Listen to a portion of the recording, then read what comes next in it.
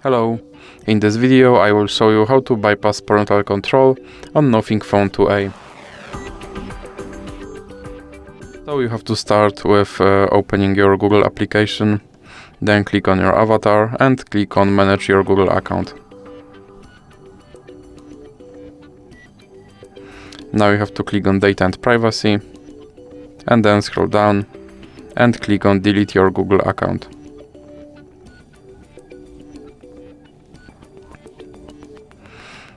Now click Continue and enter your lock screen pass. Now you have to scroll down and check these two checkboxes and then click Delete account.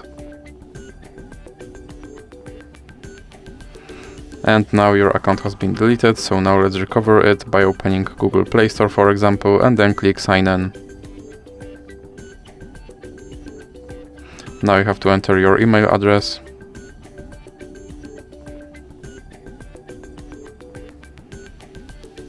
Then click Next. And as you can see, my account is deleted, and to recover it I have to click Next. And then I have to enter my password. And then click Next. And now click I agree. Scroll down and click Accept. And as you can see, my account is now recovered and family control is bypassed. So that's it for this video. If you liked it, please remember to leave a like and subscribe.